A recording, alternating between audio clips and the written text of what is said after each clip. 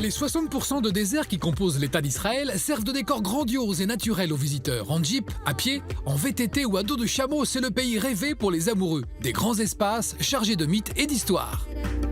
Au programme, découverte de la forteresse de Masada, bain dans la mer Morte et randonnée dans les sites remarquables et les canyons du désert du Negev.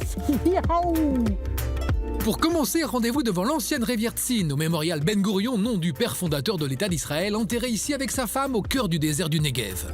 Et je retrouve au centre du Negev, dans un endroit vraiment emblématique, Myriam, notre guide. Bonjour Myriam. Bonjour Christophe. Qu'est-ce qu'on est bien ici? Je donne rendez-vous ici parce que je trouve ce paysage extraordinaire, gravé par la mer sur des millions d'années, et je trouve qu'il n'y a pas plus beau paysage que commencer son voyage ici au Nachal Tzin. Quand on voit ce paysage, il y a une dimension un peu poétique aussi. Il y a quelque chose effectivement de poétique, de romantique, de retrouvailles de soi-même. On fait une introspection et ça nous permet mieux de recevoir l'autre. Mais emmène-moi Myriam vers ce paysage ensemble. Avec plaisir, allons-y. Negev en hébreu signifie le sud. C'est donc dans cette direction que nous filons vers notre première étape. Un site unique au monde, le cirque Ramon, gigantesque cratère de 40 km sur 10 et de 500 mètres de hauteur. Sensation grandiose, assurée. Alors Christophe, je t'amène ici parce qu'il y a quelque chose de très très émouvant dans ce cratère qui raconte l'histoire en fait de l'humanité, l'histoire de la Terre, l'histoire de la planète. On s'assoit ici. Ouais, très bien. Et je trouve ça quelque chose de très très fort. Tu as une histoire qui est racontée sur 300 millions d'années ici quand même. C'est le seul cratère érosif.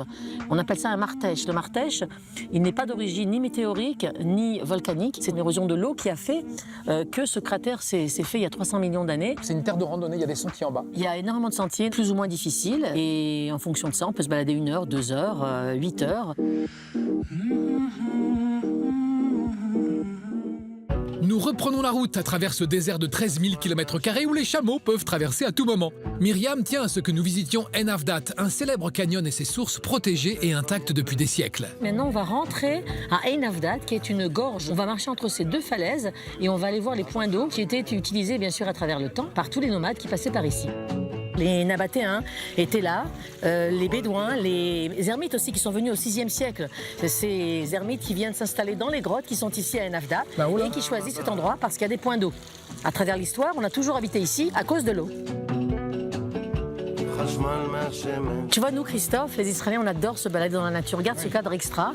Moi, je viens souvent avec mes enfants, je les prends, on se balade, on rentre dans l'eau et on adore connaître ce pays par les jambes. La Kir derech hareglaim. Comme tu le sais, toutes les religions monothéistes ont écouté Dieu dans le désert, ont entendu Dieu, mais en fait, c'est notre voix que l'on entend dans le désert. Toi qui as toujours une petite phrase en hébreu, toujours un proverbe en hébreu, quand on est là, vas-y, est-ce que tu en as un? En effet, je pense à cette très belle phrase qui nous dit « Mia midbar yatsa Torah, yatsa chokhma, yatsa nevoa ». Dans le désert, du désert est sortie la sagesse, la Torah et la prophétie.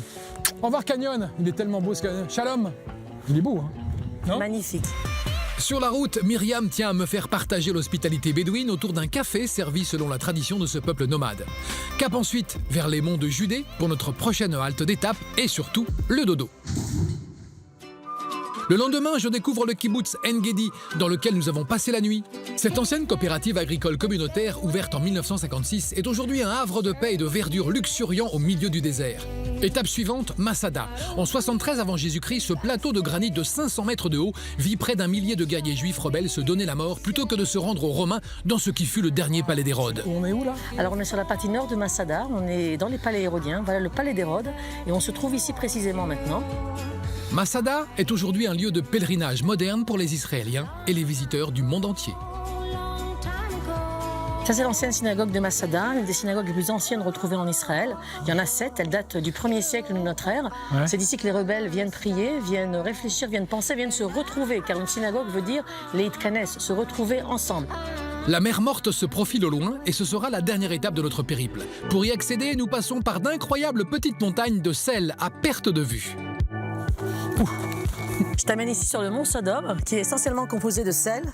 Regarde ce paysage extraordinaire. Tout ça, c'est du sel. Et tu peux goûter, hein. Ah tu oui peux goûter. Ah C'est ouais. bon? Ce sera enfin, en ce point le plus bas du globe, la découverte de cette fameuse mer Morte, dans laquelle j'irai flotter comme un bouchon sans effort et dire au revoir à ce fantastique pays. À la semaine prochaine!